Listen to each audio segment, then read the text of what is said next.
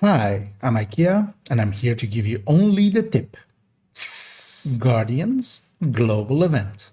And as always with global events, we first have to toggle it on by going into the season menu, going into the global event, toggling it on with this toggle. That will allow us to start working towards its challenges and also earning extra stars by leveling during the event. With the global event turned on, enemies will receive one of two types of marks.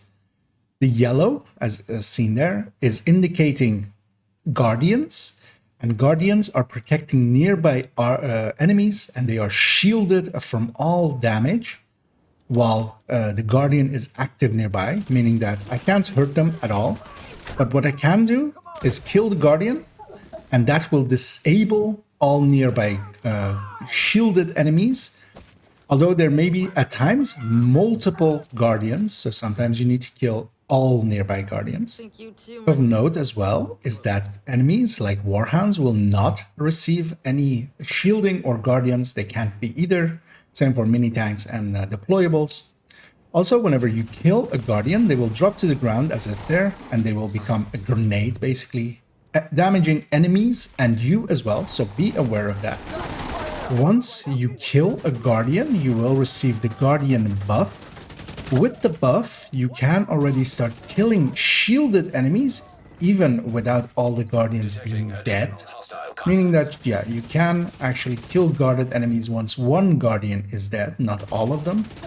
And you receive a pretty big rate of fire increase, a decent damage increase.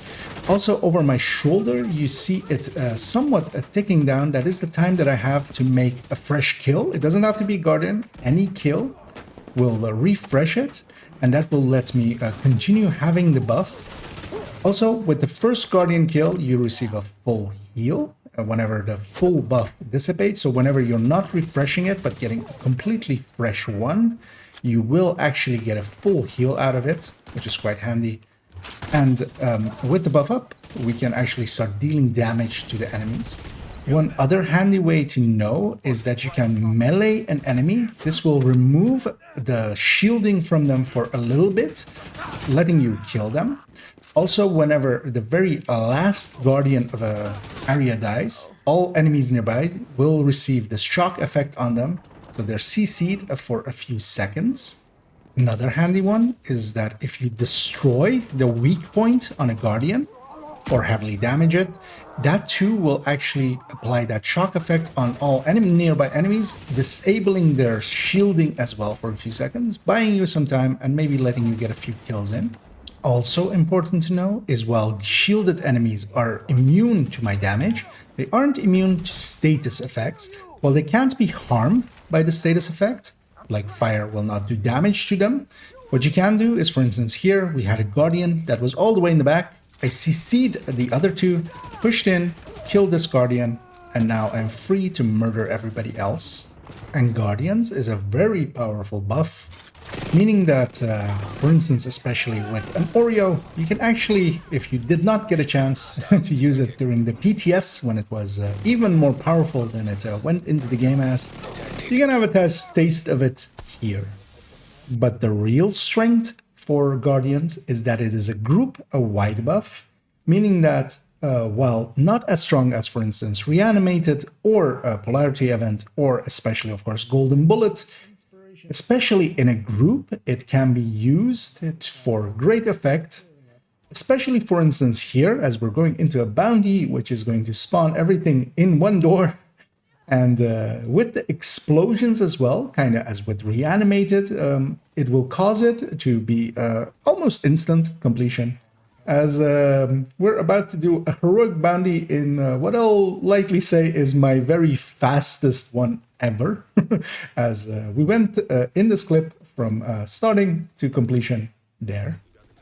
And to conclude this video, I very much enjoy Guardians because it is a group-wide buff, meaning that where Golden Bullet, for instance, is best played solo, really, Guardians is best played in groups, especially because as well, then you can dedicate someone to, for instance, BSCC or somewhat of a more tanky build so they can push through and get the Guardians. As well, it is kind of dependent on the content that you do. As for instance, in the open world, you're much more likely to have a Guardian escape all the way into the back. In missions and in bounties and things like that, it is much less likely. So I would totally recommend getting into some missions. And especially, for instance, as well, Legendary becomes a breeze with a decent team with Guardians up. As I would say, 98% of the time, it's basically a pure buff. That 2% of the time that a Guardian gets away from you, you just have to deal with it, as you'll benefit in net gain basically more than you'll lose. There's few times that it'll frustrate, but once in a while it will frustrate, as a Guardian will eventually at some point get away. But with some good tactics, you can definitely make that less frequent. And yeah, I very much hope you enjoyed this video and I gave you only the tip.